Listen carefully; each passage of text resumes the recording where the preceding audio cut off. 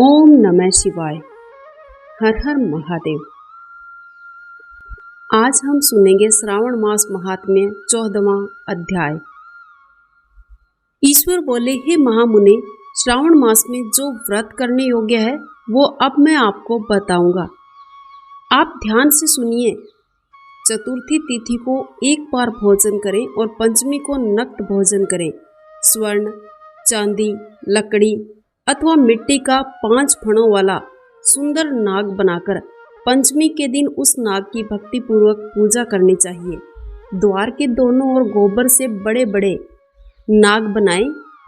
दधी, शुभ दुर्वाकुरों, कनेर, मालती, चमेली, चंपा के फूलों, गंधों, अक्षतों, धूपों और मनोहर दीपों से विधिवत पूजा करें। उसके बाद ब्राह्मणों को कुछ मीठा बनाकर भोजन कराएं। इसके बाद अनंत, वासुकी, शेष, पद्मनाभ, कंबल, करकोटक, अश्व, 8वां धृतराष्ट्र, शंखपाल, कालिय तथा तक्षक, इन सभी नागकुल के अधिपतियों को तथा इनकी माता कद्रू को भी हल्दी और चंदन से दीवार पर लिखकर इनकी मिठाई और फूल चढ़ाकर पूजा करें। उसके बाद बुद्धिमान को चाहिए कि वामी में प्रत्यक्ष नागों का पूजन करें, उन्हें दूध पिलाए। घी और शक्कर मिला हुआ दूध अर्पित करें। उस दिन व्यक्ति लोहे के पात्र में पूड़ी आदि ना बनाए। नैवेद्य के लिए गोधूम का पायस भक्ति पूर्वक अर्पण करें। भुने हुए चने, धान का लावा जो सर्पों को अर्पित करना चाहिए, स्वयं भी उसे ग्रहण करें।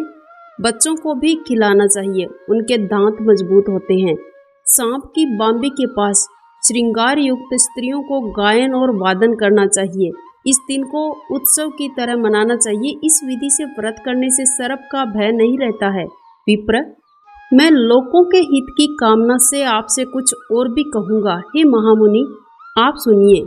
हे वत्स, नाग के द्वारा डसा गया मनुष्य मरने के बाद अधोगति को प्राप्त होता है। अधोगति में पहुंचकर तामसी सर्प होता है। इसकी निवृत्ति के लिए पूर्वोक्त विधि से एक भुक्त आदि समस्त कृत्य करें।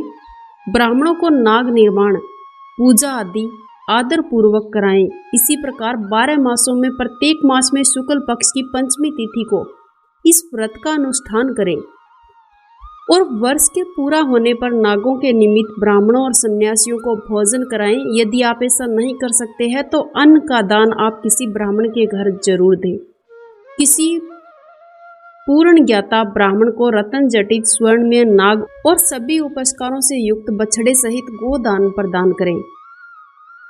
दान के समय सर्वव्यापी, सर्वगामी, सब कुछ प्रदान करने वाले अनंत नारायण का स्मरण करते हुए कहना चाहिए, हे गोविंद, मेरे कुल में अगर कोई व्यक्ति सर्प दंश से अधोगति को प्राप्त हुए हैं, वे मेरे द्वारा किए गए व्रत और दान से मुक्त हो जाए।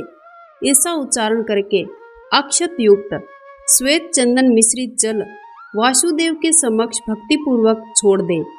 हे मुनि सत्तम, इस विधि से व्रत के करने पर उसके कुल में जो भी सर्प के काटने से मृत्यु लोक को प्राप्त हुए हैं, वे सब सर्वगति को प्राप्त करेंगे। साथ ही हे कुल नंदन, इस व्रत को करने वाले अपने सभी वंशजों का उद्धार करके अप्सराओं के द्वारा सेवित होता हुआ शिव सानिध्य प्राप्त करता है।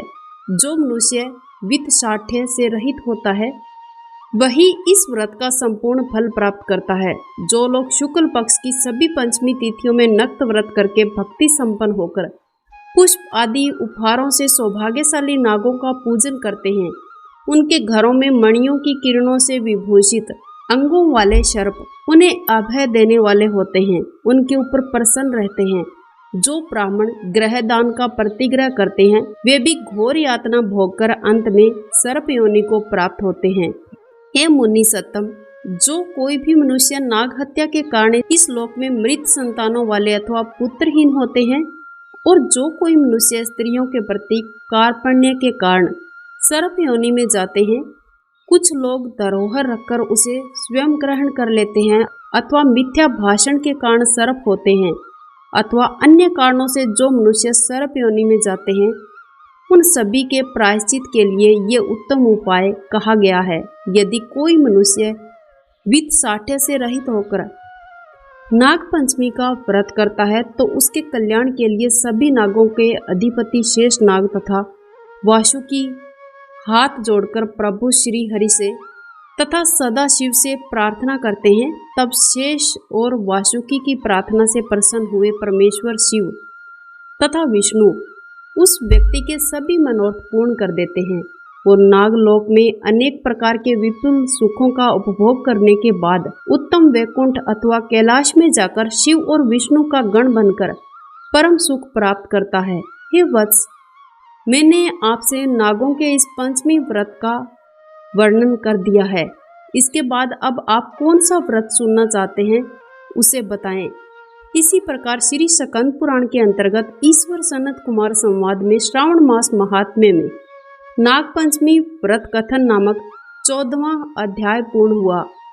हर हर महादेव। ओम नमः शिवाय।